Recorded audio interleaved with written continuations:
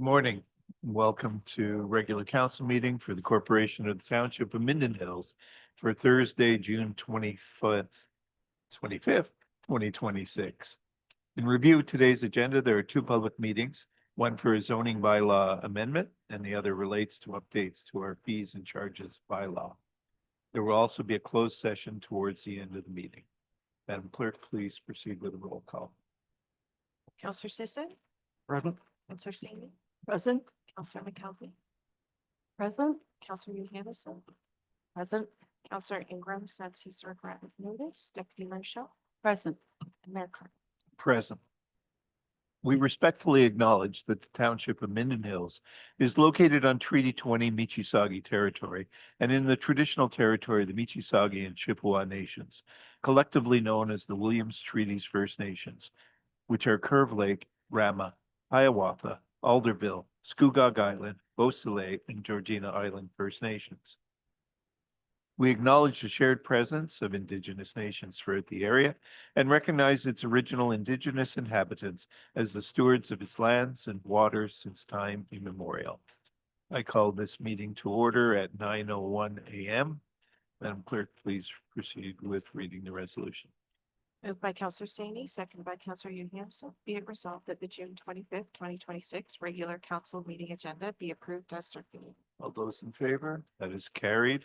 Are there any declarations of pecuniary interest? I Deputy have one, Mayor. Mr. Mayor, relating to the council agenda for today's date, June 25, 2026. I, Deputy Mayor Lisa Shell, declare a potential deemed direct, indirect pecuniary interest on council committee agenda item number 13.1, item titled Personnel Matters for the following reason. I have a family relation with a member of staff. Thank you. Are there any others? Seeing none. Madam Clerk, please proceed with reading the resolution to commence the public meetings. Moved by Counselor McKelvey, seconded by Counselor Sisson, that council adjourn its regular meeting at 9:02 a.m. to proceed into public meetings regarding report 2624 planning application for zoning bylaw amendment PL ZBA 20260022 Withers and the comprehensive fees and charges bylaw update. All those in favor? That is carried. I call this meeting to order at 9:02 a.m. Today, there is one public meeting held by council under section 34 of the Planning Act for application PLZBA 20260022. The public meeting is an opportunity to present to council and the public the details and background of the proposed amendment and to receive comments from the public and agencies before a council decision is made. If a person would otherwise have an ability to appeal the decision of council to the Ontario Land Tribunal, but the person does not make oral submissions at a public meeting or make written submissions before the bylaw is passed, the person is not entitled to appeal the decision. This public meeting is declared open and is to consider a zoning bylaw amendment for the property municipally known as 15 Newcastle Street. Would the planning department please summarize the purpose and effect of the proposed bylaw and provide any additional information and correspondence relevant to the application? Dorothy. Good morning, council. Through you, Mr. Mayor. The subject property is located within the residential designation of the township's official plan and is currently zoned village commercial or C4. The principal building appears to have been historically developed as a dwelling and was at some point converted for commercial uses. The 102 square meter building was most recently utilized as a retail store and did include one accessory dwelling unit as permitted in the zoning bylaw, which was occupied by the former owner. The property recently sold and the current owner does not intend to continue the commercial use. And so as per the application, the owner is proposing to rezone the property to residential type 1 to permit a primary residential use, whereas currently a commercial use would be required. Since the building already contains a permitted residential use and the surrounding area is primarily residential, the proposal is not expected to negatively affect the neighborhood's residential character and achieves greater conformity with the official plan. No expansion to the building footprint is proposed, and the existing building will comply with all of the R1 zone setback requirements. The property is accessed from Newcastle Street and provides 2 parking spaces in tandem, which complies with the residential parking requirements. And based on information provided, the property and existing development will achieve full compliance with the R1 zone regulations that are set out in the zoning bylaw. Notice of the application was circulated to all neighboring property owners and agencies in accordance with the Planning Act on June 4th. We received comments from the Ministry of Transportation that they have no comments or concerns, but we haven't received anything else on the application. Okay, does the applicant have a presentation or wish to make comments? No, there are no comments from the Okay, applicant. members of the public now have an opportunity to provide their comments. Start with attendees participating electronically and then proceed with members of the public attending in person. There are no attendees electronically, Mr. Mayor. Is there anybody who is in person who wishes to comment? Seeing none. Are there any questions or comments from council? Seeing none. As a result of this proceedings, does the planning department have any recommendations or comments that you wish to bring to the attention of council? Through Mr. Mayor, as outlined in the staff report, recommending that council receive report 26-24 planning as information, and that bylaw 26-58 being a bylaw to approve the zoning bylaw amendment for land subject to PLZBA 2026-022 be referred to the bylaw section of the agenda. Okay, if there are no further questions, this completes the public meeting process. Anyone wishing to obtain notice of the decision may do so by making a written submission requesting such to the township's clerk. I now declare this portion of the public meeting closed at 9:06 a.m.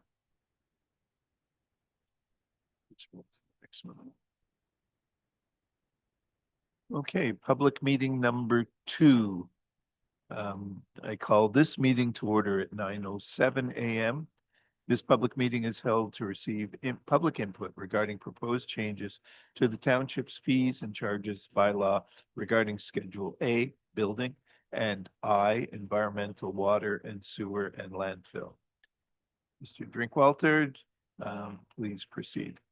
Yes, thank you.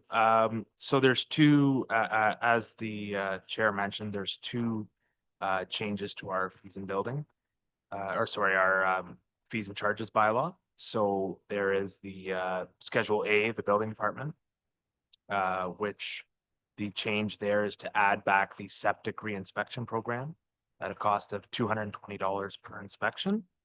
And the Schedule I, and that is for the landfill cost. That change is to cover the use of a scale at the landfill.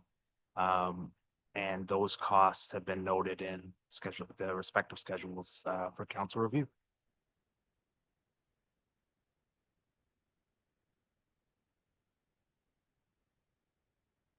Do you have anything more?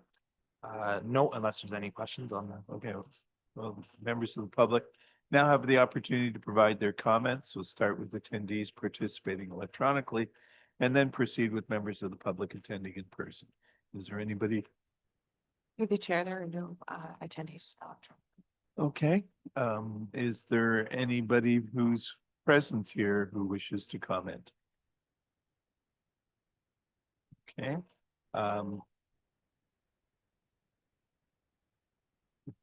Okay, members of council, are there any questions? Councilor McKelvey? The only question I have is just the cost per ton that we've established. I mean, it's a bit of a unknown for us because the scales are new. So is this something we will get regular updates on to make sure these fees that we've set up are going to be the right ones? It's hard. I mean, it's almost a guessing game now. So I'm expecting we must have been compared with other places that charge based on weight. Yes, through the chair, that's exactly it. We drew as much information as we can from similar townships that have scales, obviously. We do think our rates are pretty well in line, but absolutely, as you said, there may be an adjustment period here. If we find we're out of whack with something, we will obviously be willing to make those adjustments and we'll bring those back to council in time. Any other questions? Seeing none. The public meeting process for the proposed changes to the township's fees and charges bylaw is now complete. The report will be further discussed under section 12.7A Finance. I now declare this public meeting adjourned at 9:10 a.m.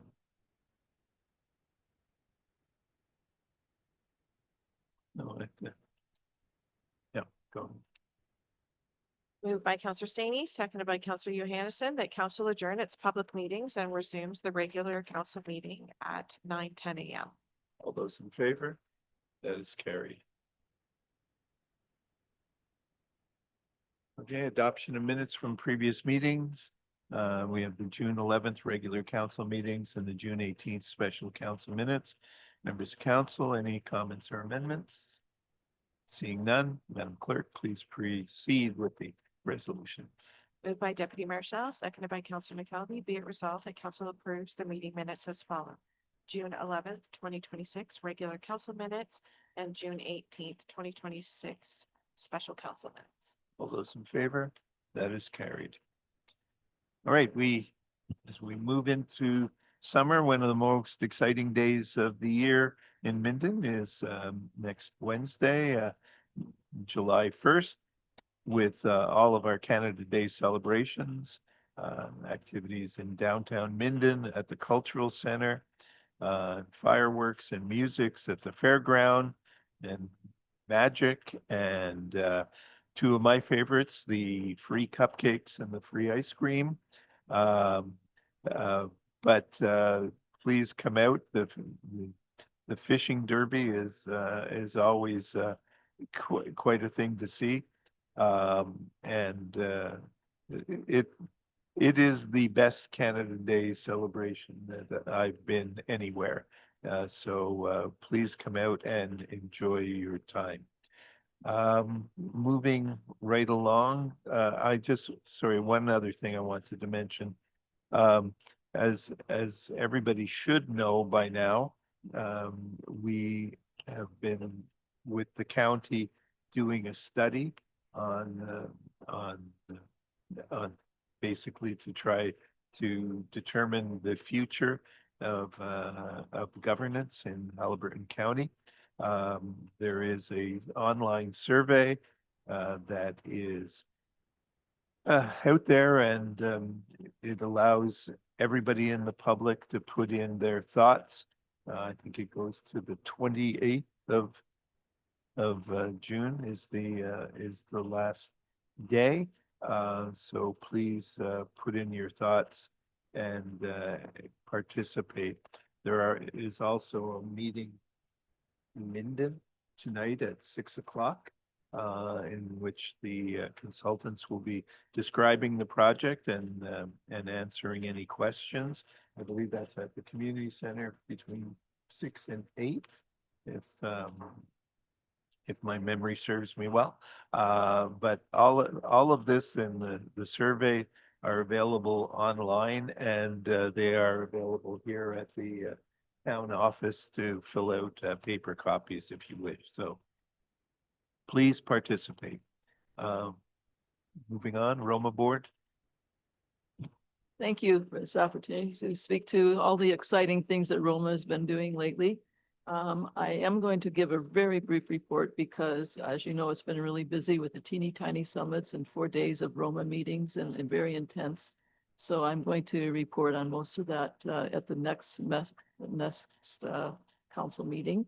But I do want to raise the meeting that we had with the circular materials, Alan Langdon, who is the CAO.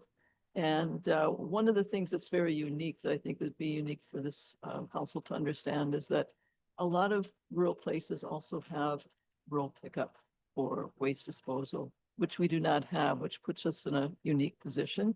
And so I did raise that at our meeting, and am looking at putting together our Alan Langlong to work with Chelsea, our person in charge of this department, because I think we have some unique possibilities here. Circular Material is asking for Roma support to progress on this recycling. and do it in affordable ways. And we're finding that the issue isn't with circular materials. They're asking for Roma support to increase, and the producers are also wanting a more efficient program. One of the most efficient programs happens to be in Nova Scotia, but we seem to be dragging our feet here a little bit in Ontario and getting the government on board how to do this more effectively. So I'll be giving this information to our staff to pick up on and have that personal contact. We did take a delegation to, I think it was AMO or Roma as well, on this topic. So it's congruent with what we've been trying to achieve here. Very unique, and the timing is particularly important as we're creating this multi-million-dollar waste disposal and recycling program. So I'll just leave it there and report on the exhausting meetings that we had, but I tell you, sometimes the downtime, you learn more about what's going on in other communities and get ideas than anything else. So reports to be followed. Thank you. Thank you. We now move on to consent agenda and correspondence and communications. I don't think anything was requested to be pulled. So please read the. Moved by Councillor McKelvey, seconded by Deputy Mayor Shell, that council receives correspondence and communication items 11.1 through to 11.9 as information. All those in favor? That is carried. Moving on to departmental reports, Mr. Timmons. Please join us on the health and safety policy updates.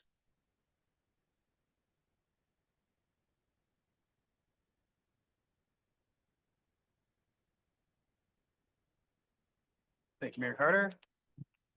What you have here is report 2614 for health and safety policy updates. The first portion is a list of policies that have been amended, mostly for housekeeping. No major changes. Everything is there for council to review to see any changes that were made. Mostly just an update to the new format and a few housekeeping items. The second list are recommended to revoke for a variety of reasons.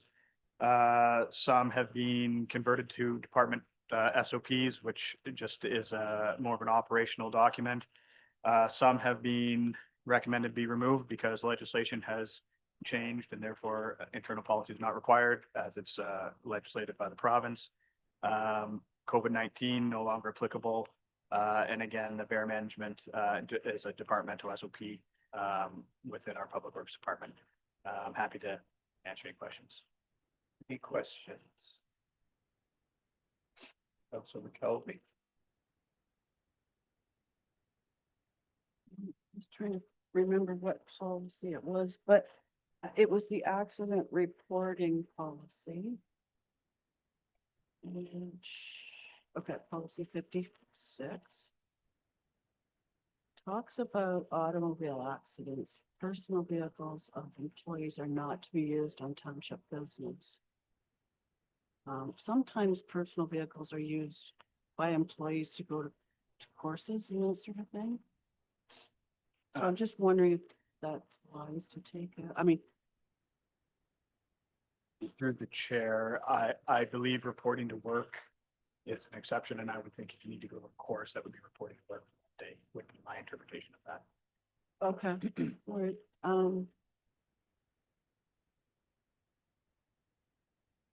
There was a part in here about accidents. Is that? Okay, accidents resulting in bodily injury. I'm just wondering, like, obviously, you have to contact the Ministry of Labor if someone's hurt.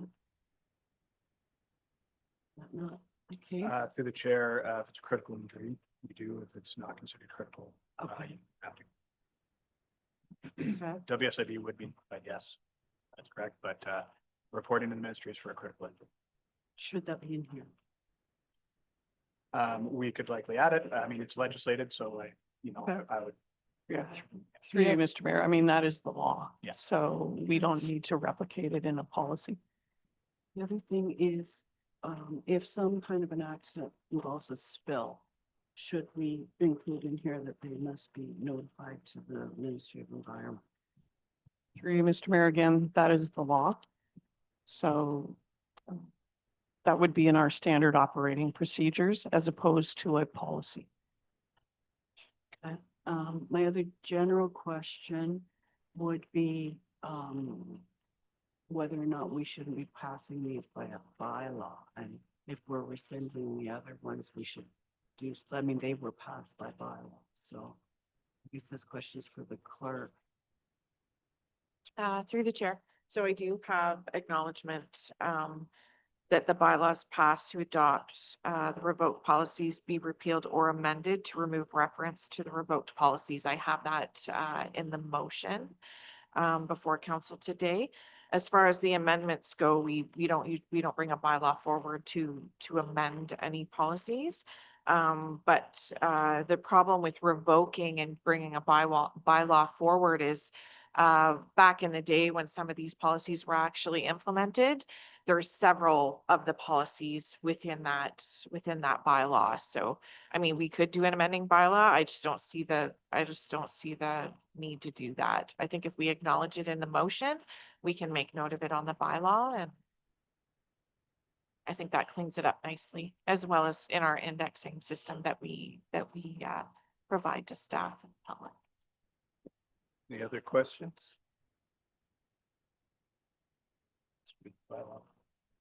The motion.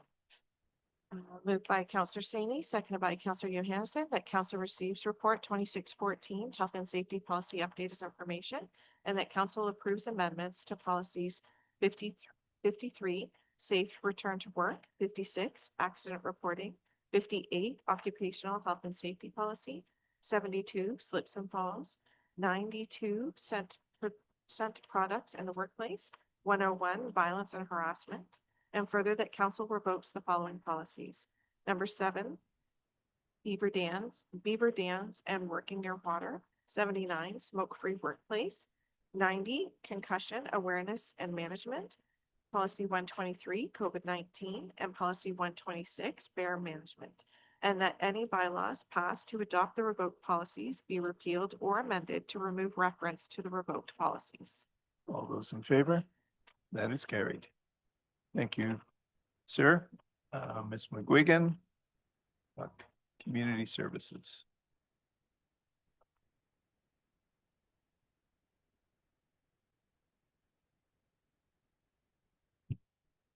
Morning, Mayor, Council. So before you is report 2611, the Minden Hills Cultural Center Advisory Committee May meeting minutes. I'm happy to take any questions.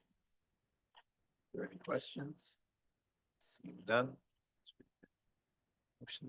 Moved by Counselor Johansson, seconded by Counselor Saney, that council receive report 2611, Community Services Department, Minden Hills Cultural Center Advisory Committee minutes dated May 12, 2026 as information. All those in favor? That is carried. Moving on, Canada Day. Yeah, so report 2612 is the Minden Hills Canada Day celebration. Township of Minden Hills was successful in the Celebrate Canada grant. So the recreation coordinator as well as the program coordinator have worked hard to utilize those funds to add more to our Canada Day celebrations. So the additions are, we will see an increase of the free cupcakes from 500 to 750. So be ready, Mayor Carter, to hand those out. We've also brought to the Cultural Center the conundrum. So this is a canoe that has been made into a drum. So we ask everybody to come up to the Cultural Center between 11 and 2 to participate in that event. And before the fireworks, we have added music beforehand. So from 7:30 to 9:30 at the band shell, there'll be music prior to the fireworks at dusk. And we've also been able to enhance our firework, not the length of the show, but put a little bit more pizzazz in the products as well, and a couple more blasts. You'll also see at SG Nesbitt a magician this year. So we have things happening in the downtown core, which also includes the classic car show, which is kind of expanding over onto another street as well because of their intake. So we are fastly moving in that areas, and the rubber duck race, the Agricultural Society is running that again for us this year, and the well-known Fishing Derby, the volunteers have all come together, and they'll be doing that with registration starting at 7:30 in the morning, with it starting at 8 a.m. So happy to take any other questions. Any questions? Mr. Staney? Not a question, if I may, a comment, and that is to say congratulations on how well organized this is again. Because you never know how much money you have to use, so congratulations on getting the grant, but to be ready for one scenario or the other scenario, depending on how much money comes forward. And being able to plan quickly on that was greatly appreciated. It looks like it's going to be a fun day. We know that. Thank you. Good choice on the cupcakes. Counselor McKelvey? I just wanted to mention too, I'm really glad that we were successful in. Any other questions, comments? Motion? Moved by Counselor McKelvey, seconded by Counselor Sisson, that council receive report 2612, Community Services Department, Minden Hills, Canada Day celebration as information. All those in favor? It's carried. Thank you. Regan? Doherty? Back to talk about planning and development.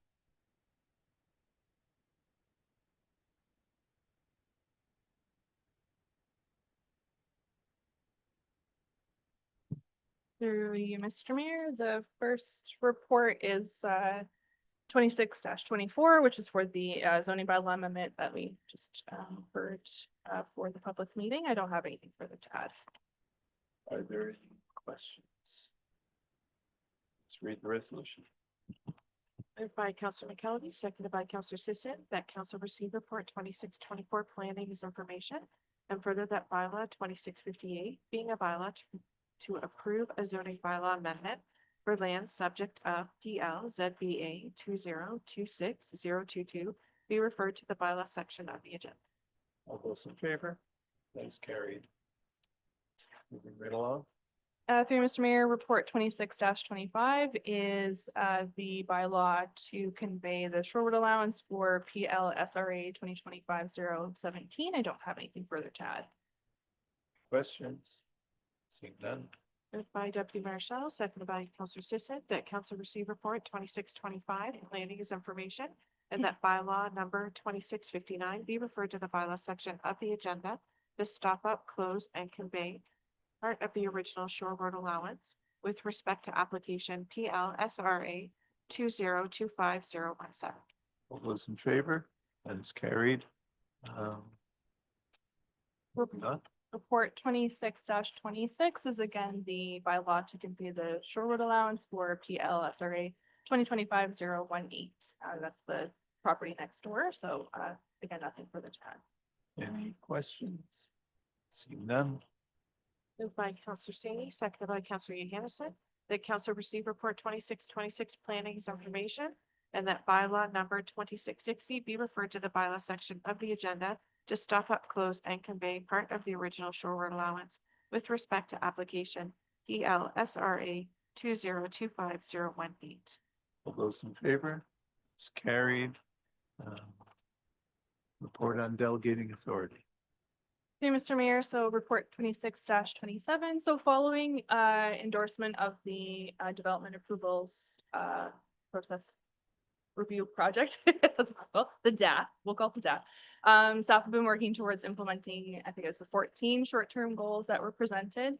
So council will get a more fulsome report at the quarterly report in July on overall progress and plans for implementing any of those goals, but we didn't want to delay on implementing anything that we saw as attainable in the meantime.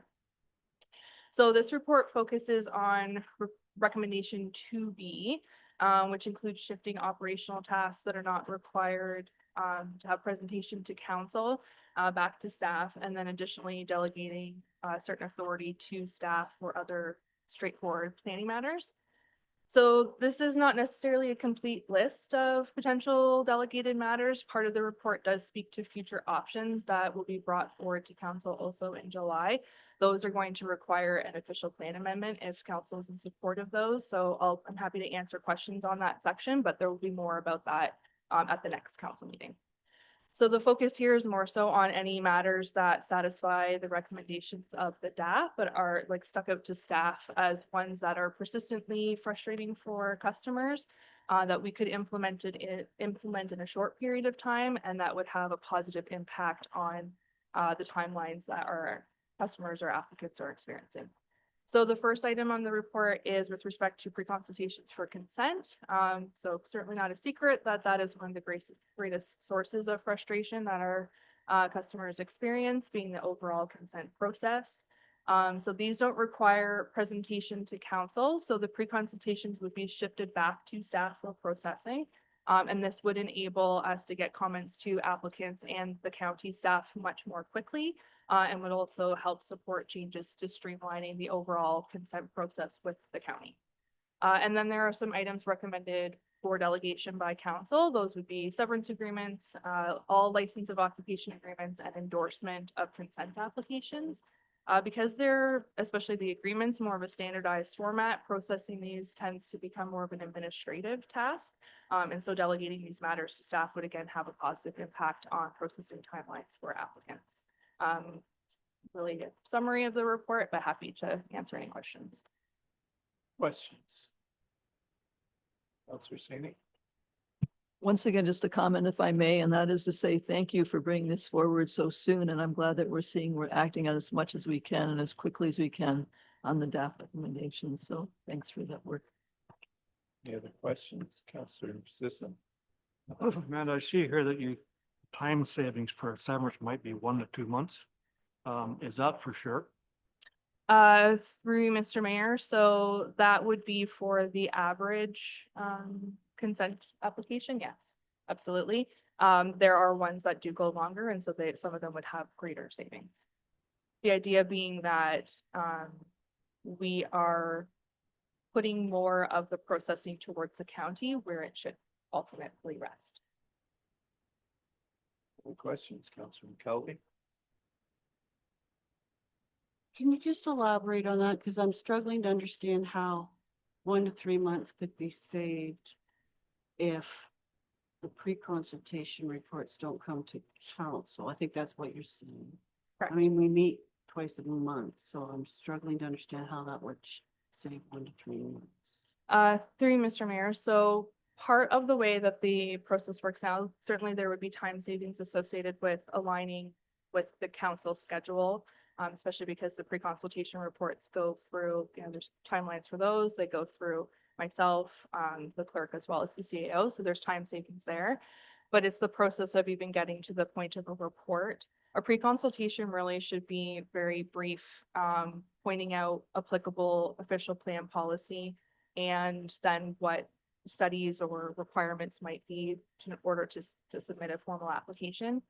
Because we're bringing reports forward to council where council is being asked to review and endorse them, we're instead putting forward a complete analysis in the absence of technical studies. And we're almost essentially trying to write a planning justification report for people so that council is fully informed in order to support that endorsement.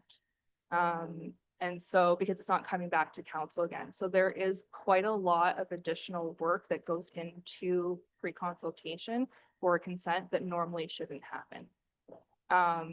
Because you're really just aiming to, they come forward, we point out the policy that is applicable, and that would then go to the county directly, well, to the applicant as well, but to the county directly for the county to then take that into consideration. We wouldn't have to go through that in-depth analysis. Any other questions? Counselor McKelvey? Just the other one I wondered about was when you bring severance agreements, or I'm assuming development agreements, like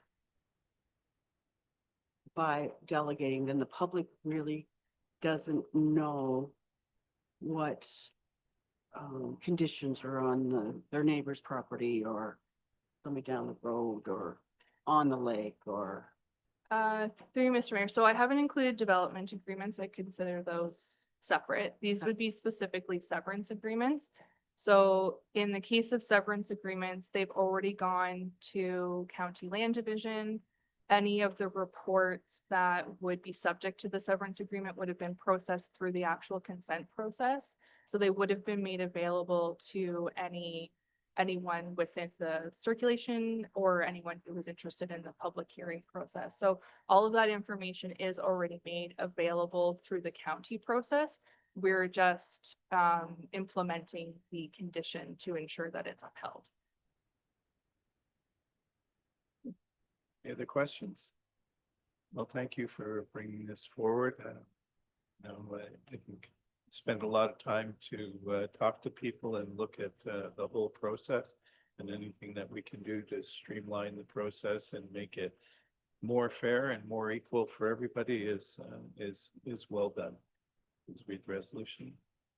Moved by Counselor Hennessy, seconded by Counselor Saney, that council receives report 2627 planning as information, and that council delegates to the manager of planning the authority to undertake the following: prepare severance agreements and determine conditions have been met, prepare license of occupations agreements in accordance with policy 45, endorse formal consent applications that conform with the township's official plan policy, and further that council delegates to the mayor and clerk the authority to execute severance agreements and policy 45 license of occupation agreements.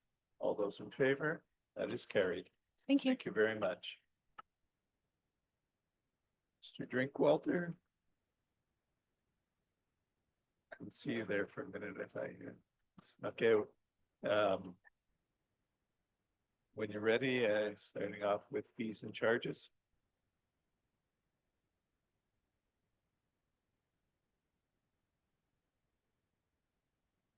Yes, okay. So the fees and charges bylaw update was what we reviewed in the public meeting, the septic reinspection and the landfill update fees due to the scale. Do you have anything you want to add? Not just those two changes. The septic reinspection was put back in as it was moved in 2025. We've recommended to keep the amount at $220 per inspection. We don't have a lot of historical data on the septic reinspection program, especially doing it in-house at our own cost. So part of my recommendation is to keep the charge at $220. Look at the program for a year. I'll set up a separate reserve account for that program so we can track the actual surplus or deficit. We can revisit, in a year or 2 years and see where our reserve's at. If it's in a negative or a positive position, we can then use those funds to reduce the rate and start using that reserve to cover some of the operating costs, or we may need to increase the fee depending on the cost, but at least we'll have a more clear picture of what that costs look like. To date, we've never tracked those costs separate. We did track them separate when it was a consultant. It was one invoice, so it was easy to track. To date, all those costs have just been lumped in with the building costs. So now we've created separate accounts to track that. Okay. Any questions? Seeing none, let's read the resolution. Moved by Counselor McKelvey, seconded by Deputy Mayor Shell, that council receives report 2607, finance, fees and charges bylaw update as information, and that bylaw 2652 to include the updated septic reinspection fees and waste disposal fees be referred to the bylaw section of the agenda for approval. All those in favor? That is carried. Procurement. Yes, thank you. And through the chair, so what brought on the first thing that brought on the review of the procurement policy was the change with the Buy Ontario Act. So that is new legislation that's come through the provincial government and it's now in effect. So it's something we had to add to our procurement policy. Another thing that brought on the change was our procurement policy purchase limits. So our procurement policy was completed in 2004 with some minor updates in 2015 and 2017. But the threshold amounts on the procurement remain the same. And as you know, the cost of things from 2004 to today is quite a bit different. And what we're noticing is a lot of, if we do a tender, so right now our limit's $15,000 and we have to go to RFP. If we do a tender for $15,000, we're not getting a lot of response because the amount is so low and the amount of time it takes to complete those RFPs.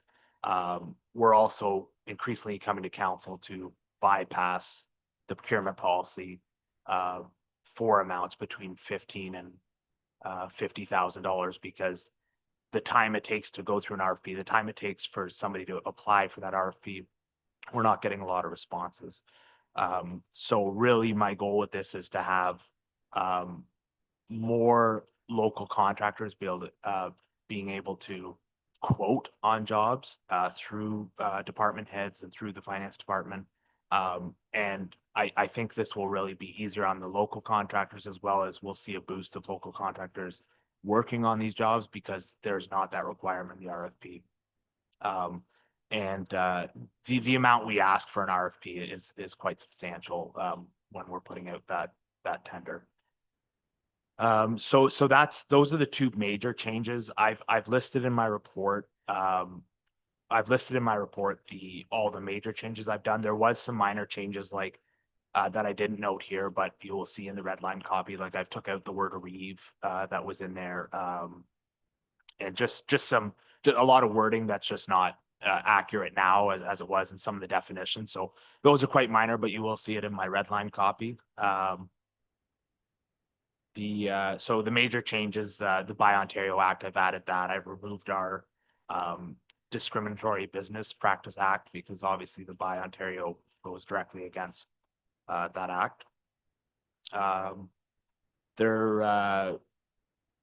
The professional services, so the process for acquiring professional services, in a roundabout way, it was in our policy, but it wasn't very clear on how we do a tender for professional services.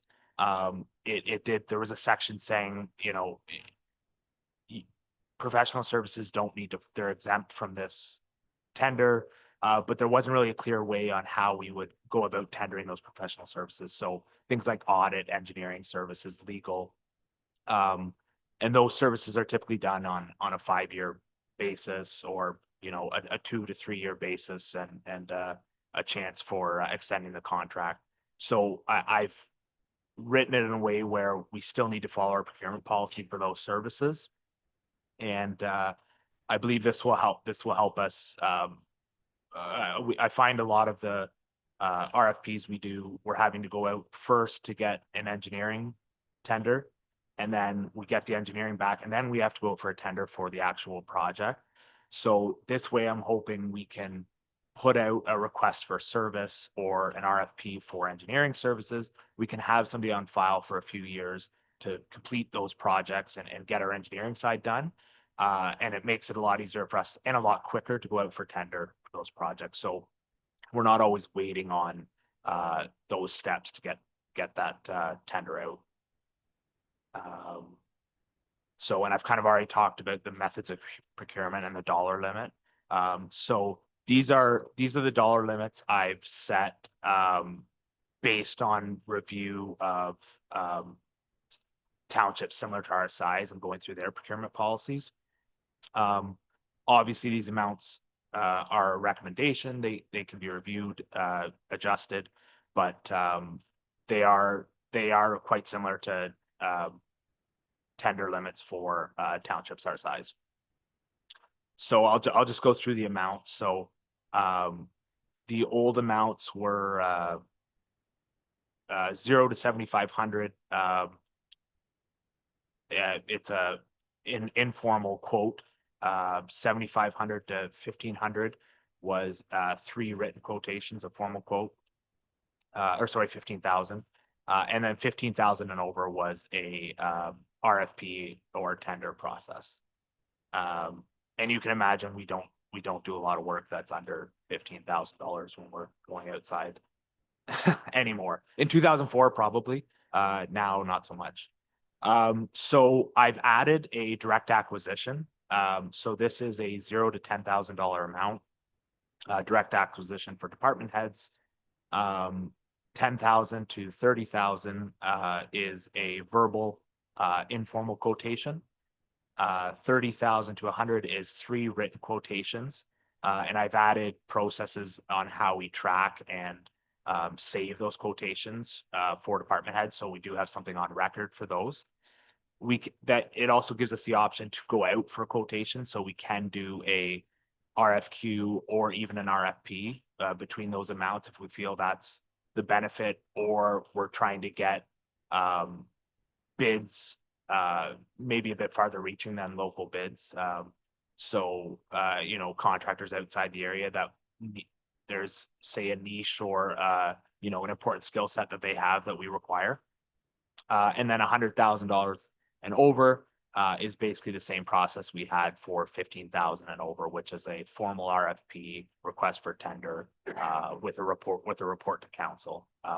Obviously, all these amounts are within approved budget. There's nothing in this policy that we can go outside of the budget without approval for council.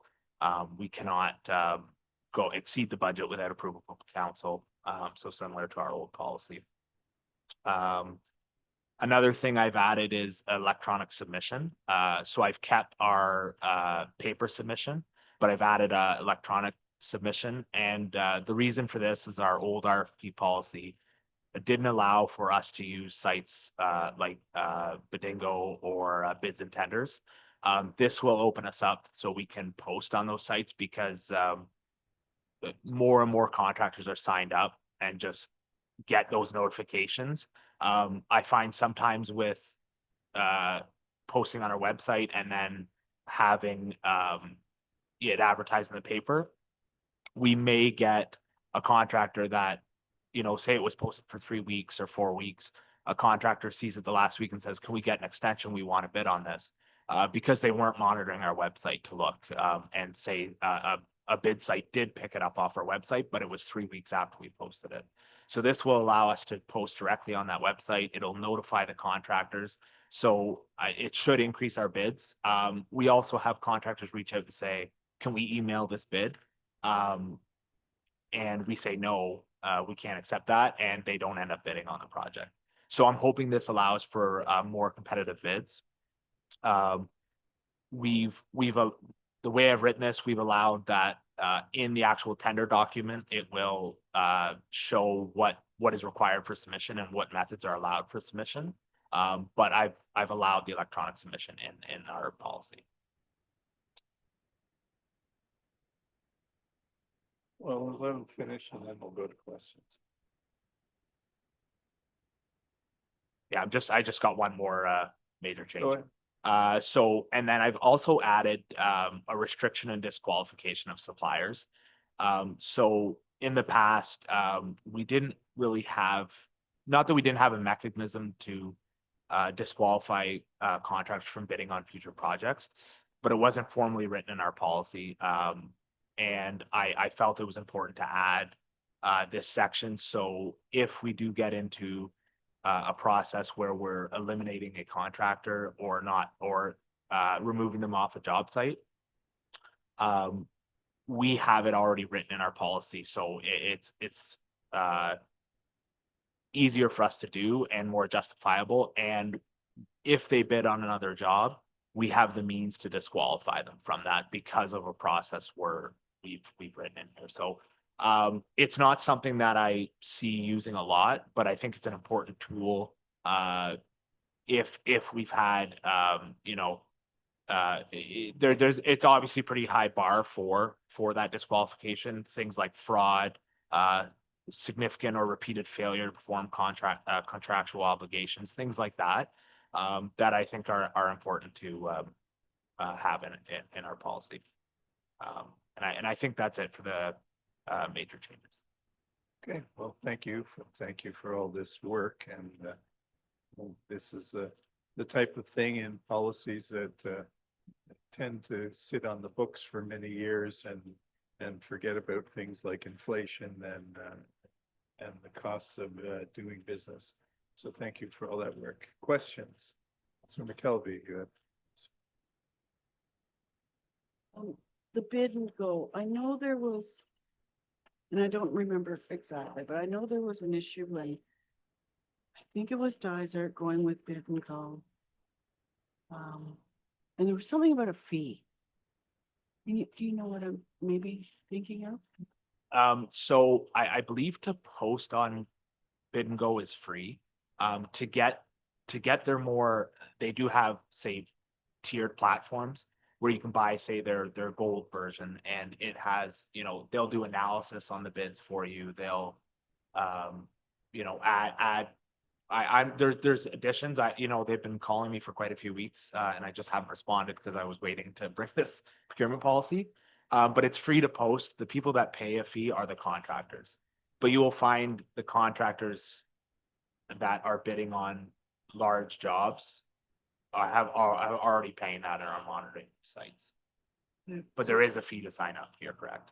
Okay, so there was something that Dizer did where they absorbed that fee so that it didn't cost the contractors. And I honestly don't know enough about it, but I just know there was an issue. The local contractors had concerns about the fee they had to pay. The other thing I'd want to make sure is if we're going to go with bid and go, that we still really advertise on our website and in the local paper so that the local contractors do know there's something out there that they might be interested in. Yeah, and I 100% agree. I plan on, we post in the paper weekly, regardless. So I plan on continuing posting RFPs there and on our website, because I do want it to be, to be able to access the tender without paying a fee. Councilor Sisson? Just wonder, Zach, have you maybe talked to the county at all about what their procurement policy is like? Are we higher than them now, which I believe we are? I personally think we should be in line with whatever the county are doing. County's not actually when I pulled, I stuck to lower tier municipalities when I kind of did a sweep, and I tried to do between 8,000 and 10,000 residents for a kind of a sample size. But the county's actually not one that I pulled. I did pull the other lower tier, and this will put us higher, but more comparative to municipalities of our size. Councilor McKelvey? I do have problems with some of the limits because I did pull the county procurement, and I don't know why we wouldn't just be the same as theirs. I have concerns with some of this. $100,000 seems high to me. Perhaps we could go to 50,000. I mean, I made a note about, there's still some reeves in there, that's just a typing thing. One of the advertising says the clerk's department will advertise. I just wonder if it shouldn't be the finance department. And I mean, that's operational. You guys have to figure out what you're doing, but the policy says the clerk's department. The other thing, the opening of the bids seems to indicate like you bid, I can't find it here, but you bid Monday and you don't open until Wednesday, whatever it might be. There's an awful lot of people that like to, contractors, especially on big bids, they like to come and submit their bid, 15 minutes before it closes, sit out in the parking lot for the opening a half an hour or an hour later. So that's kind of taking that away. The other thing I've always liked, and we contractors are very complimentary of our process of opening, so because they can come in here and watch the process and see what it is. And then I believe after there's the report, staff needs to outline who the bids were and their amounts. Has that been removed in here? Because there's a lot to read. We still, so the reports to council hasn't changed on the contents that's in there. So we still report the same amount, or the same items. What I've kind of done is that the actual RFP policy the actual RFP dictate the opening. rather than our policy dictating what the opening is. And the reason I say that is because I don't want to, if we can't open it, or we don't say it's for example, the ERP system. We didn't do a public opening for the ERP system. I don't want to go against our own policy because we choose not, like in the RFP, we didn't do a public opening. So I've allowed it to be dictated by the actual RFP document. So for construction tenders, we can still do a public opening 15 minutes after. Yeah, and just a couple of comments. You know, I would support the treasurer's comparison to lower tier municipalities because the services are going to be very similar to what we provide. And I might just ask in terms of the threshold, Mr. Drinkwalter, from a percentage standpoint of the projects, our major capital projects, is that why you picked $100,000? Is, you know, a vast majority of what council would approve in the budget would be coming to council as part of an RFP process. Yeah, I believe there's, through the chair, I believe there's only 1 or 2 capital items that wouldn't still go through this process at $100,000. There's a large portion of anything that we bring to council that's under $100,000, we're asking to bypass the RFP policy. So that's a big part of it, but yeah, so most of our capital items would still fall under this policy to bring to council. And these are all budgeted. Of course, yeah. And nothing changes about what we do if we have to go over budget. The report, even if it's, you know, a $50,000 item, it's still coming to council because we're over budget. We need to request those funds. So that doesn't change. This procurement policy doesn't change anything related to that. Any other questions? Let's read the resolution.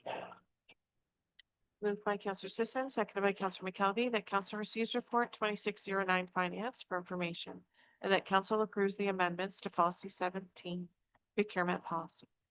All those in favor? It's carried. Credit cards. Yes, thank you. Through the chair. The only reason this policy is coming forward is I've moved it out of the procurement policy, so it was part of our procurement policy before. I didn't want to bring the procurement policy back if we ever had to change the credit card policy. So some changes I've made to this policy was upping our credit card limits for our directors and CAO and treasurer. That's to go in line with our direct purchase line on the procurement policy. The amounts were quite low, and I found that some of the limits on the cards didn't line up with this policy, so I wanted to update the policy to line up with our cards. I've also added other assigned staff. We're having a lot of directors that maybe don't go out and do the direct purchasing. They have a manager that does the purchasing. So it makes a lot more sense for the manager to have a card and be responsible for the charges on the card. So that's the major changes. So I've added other assigned staff as well as up some of the limits from what's above. And those limits then correspond to the previous policy. Yeah, so a direct acquisition, which is up to $10,000, the credit card is now at $10,000. Any other questions? Sisson? Can you just explain who other assigned staff members are that would have a card? I didn't want to add specific managers in case they were removed or added. I'd have to bring the policy back every time, like certain positions. So it's other assigned staff from the CAO, myself, and the department head would make that recommendation that this manager needs a card to do purchasing, and it would be approved by myself and the CAO. Through you, Mr. Mayor, and just for Councillor Sisson, for an example, it may make more sense for one of our our deputy clerk to have a card to register council members, register staff for conferences. I can tell you, I have a card and rarely use it, but staff come to me for my card so they can register a council member for a conference. It's probably better for that staff member to have a card, be able to use it and submit their own credit card report. That's what we're talking about. Councilor McKelvey. I agree that like department heads should have their own credit card, corporate credit card. Other sign staff seems to be a little loosey-goosey, but your example of ordering lunches for council probably is another example. So I'm okay with that. I'm not okay with the limits. So I realize you're saying it kind of coincides with the procurement policy, but personally, I don't think we should be putting $9,999 purchase on a credit card. That should be something that goes through accounts payable. When I look at other townships in the county and the county itself, nobody has a $10,000 limit. And I know somewhere in here you've said that you run into problems because the limit gets hit, which you're going to eliminate a lot of that by giving more credit cards out to the department heads. So, the department head's not going to be putting everything on Mike Timmons's card anymore. They're going to have their own. So, I won't agree to 10,000. It's up to council, obviously, but I'm adamantly to that sort of a limit. I can tell you that Dysart's is 5,000 is the maximum. They're very, very good in their policy and how they control who gets one and what they can be used for. County is a $5,000 limit, same type of control mechanisms put in this. I just can't go to 10,000. Yeah, and through the chair, I do think that's a valid point that we are getting a lot of charges that are maybe not the directors from other staff. And I think if we do issue, and I'm not talking about a lot of cards, there's 2 to 3 I can think of. It might greatly reduce the need for that limit. So I do believe that's about a good point. So I believe we're at a $2,500 limit right now for department heads. So I would be looking at still increasing the department head limit for a policy. Councilor Singh. Yeah, I think I appreciate the example that was used when you send 4 people to a conference right away, you're at $10,000 or close to it in terms of the hotels and all the things that have to be guaranteed on that card. So I think there are some situations, because we're not in the everyday operations, we don't realize what some of those amounts would be and how.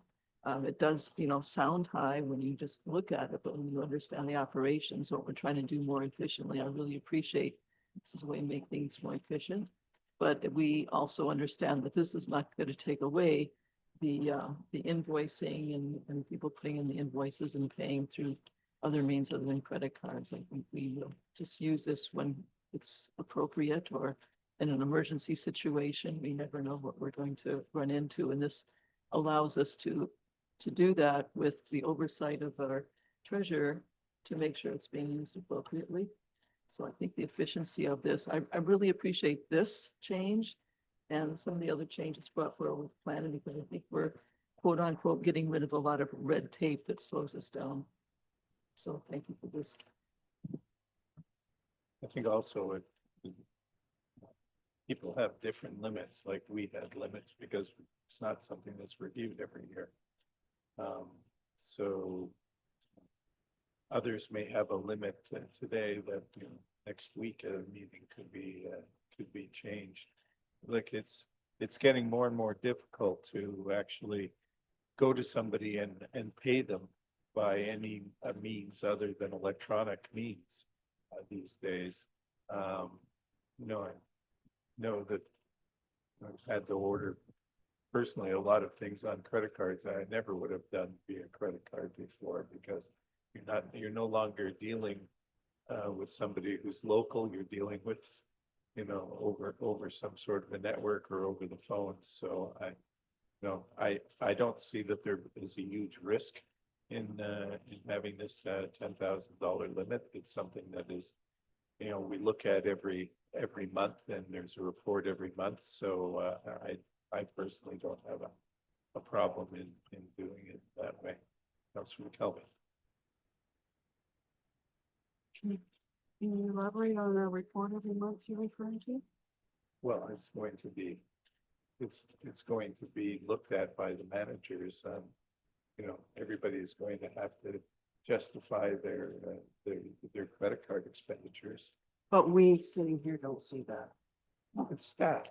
Okay, I'm just asking you to clarify your statement that about the monthly report. It's a staff responsibility, and we have people who will be managing the staff. Can I just, Go ahead. somewhere in here, and I can't find it now, I'm sorry, but it said the corporate signing authority reference the Reeve, so that needs to be changed. Also, it makes reference in the policy statement refers to members of council, and we don't get corporate credit card. So I don't think that needs to be in there. Okay, that's something we can pull out. I left it in there for an option.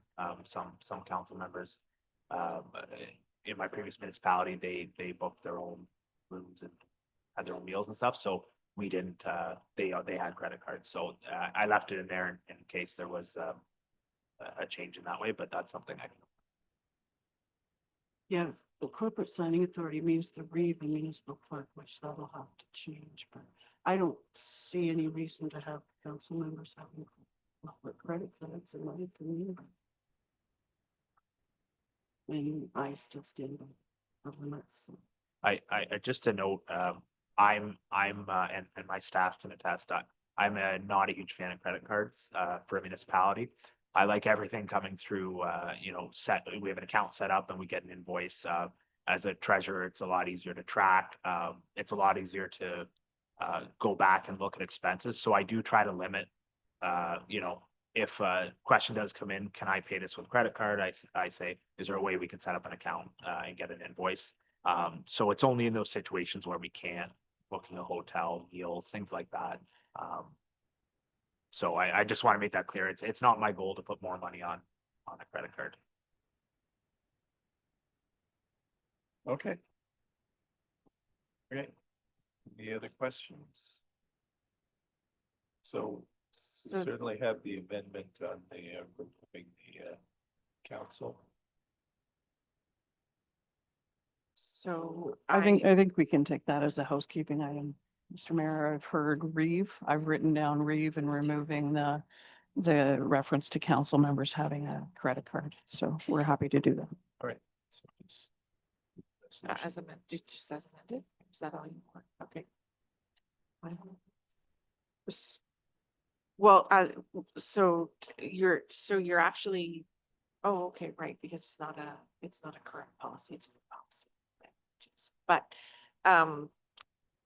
so the amount is, you still want the amount at $5,000 across. Okay, so that's fine. I'll just read it as is. But what was the amount in your original proposal?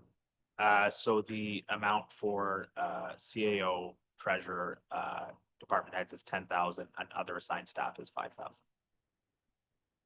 So that just stays as is. so we're just reading it as is. That's fine. Moved by Deputy, Mr. McKelvey. Make the recorded vote, please.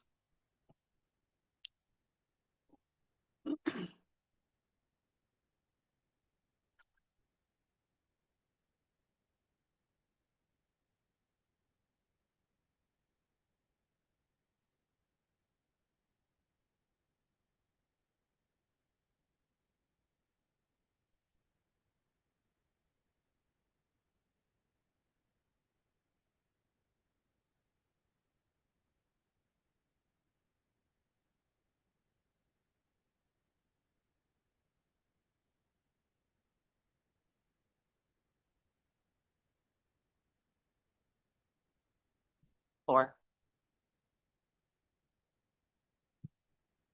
Sorry, Counselor McKelvey for or against?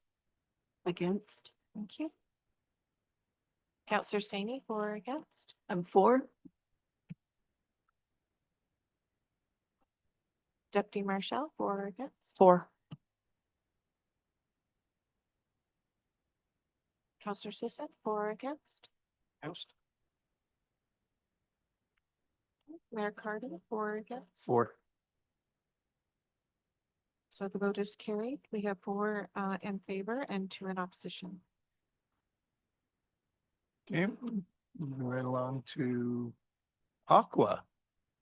My friends in the audience who joined us here today, so. Let's Yes. start off. Thank you. Through the chair, we are bringing back, if you recall, last meeting, we brought a 1-month extension to bridge the gap for the month of June. This new agreement is for a contract renewal for Ontario Clean Water Agency. The amounts for the contract renewal price is $665,779 and 30 cents, starting July 1st, going to June 30th, 2027. So that's the first year of the contract. There's increases over the 5-year term with CPI adjustment and adjustment for maintaining insurance. So our monthly payment to start is $55,481.60. So that's an annual price increase of $30,317. And I believe Aqua presented their PowerPoint at the last council meeting. So if there's any questions on the contract or for Aqua or myself. Okay, any questions? Counselor Sisson. So is that this 30,000, that's for the next 5 years, each year? Is that how that's going to work? Yeah, and that's the annual increase, but there will be CPI adjustments. So the price index increase adjustments as well as adjustment for maintaining insurance. Yeah, on that. So the base price is 30,000 per year for 5 years? Yeah. Plus extras? Yeah. Thank you. Questions? Let's read the resolution.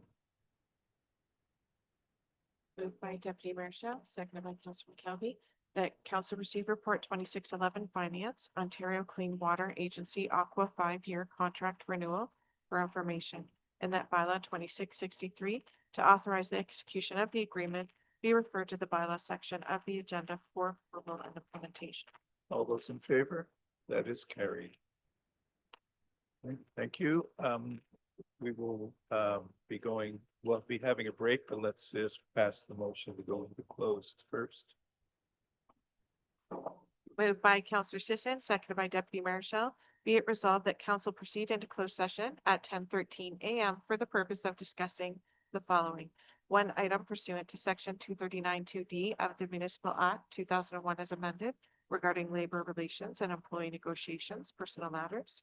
And 2 items pursuant to section 239(2)F of the Municipal Act 2001 as amended regarding advice that is subject to solicitor-client privilege and its legal advice ×2. All those in favor? That is carried. All right, we will break until 10:30.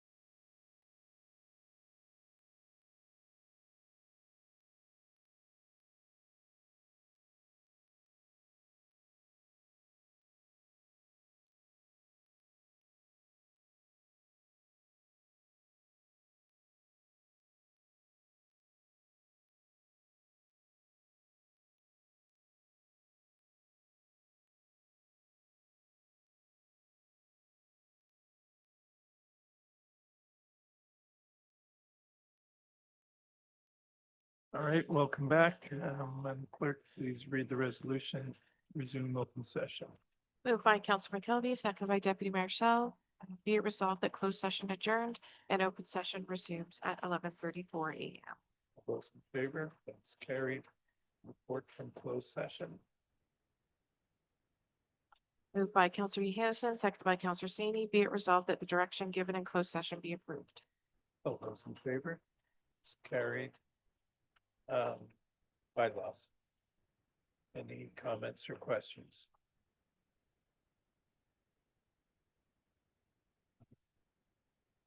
Or do you need, okay. Just, I would ask that the corporate credit card one be pulled out separately from the rest. Is that a big problem?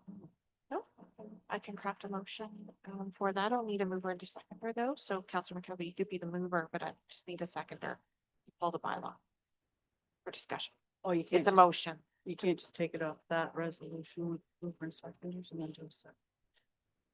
That's what. Right, but you need a mover and a seconder to pull the bylaw for discussion.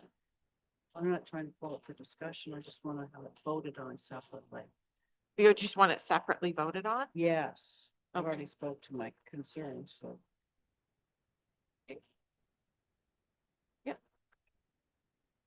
So I'll just need we can do that one first. We'll pull it out, do that one first and then follow with the rest of the bylaws, or do you want to do it after? Doesn't matter to me. Do it first. Okay. And I just need a mover and a second.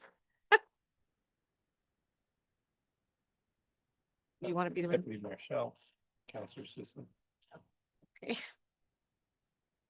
Moved by Deputy Mayor Shell, seconded by Councilor Sisson. Be it resolved that bylaw 2662 to adopt policy 142 corporate credit card be received, read a first time, considered read a second and third time, and finally passed with the corporate seal affixed. All those in favor? It's carried. Okay.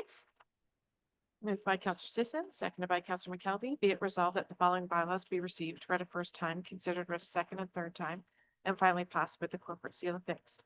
Bylaw 2652, comprehensive fees and charges. Bylaw 2658, PLZBA 2026022.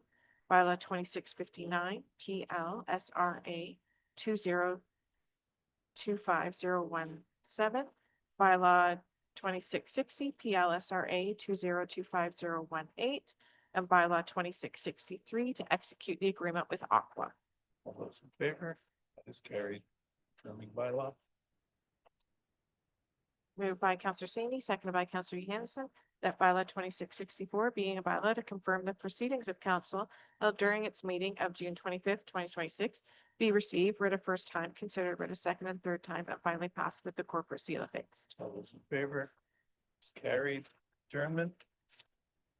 Moved by Councilor Saney, seconded by Councilor Hannison, be it resolved that the June 25th, 2026 regular council meeting is hereby adjourned at 11:37 a.m. All those in favor? That is carried. Thank you, everyone. Our next regular council meeting is scheduled for Thursday, July 23rd at 9 a.m. Happy Canada Day, and we'll see you all then.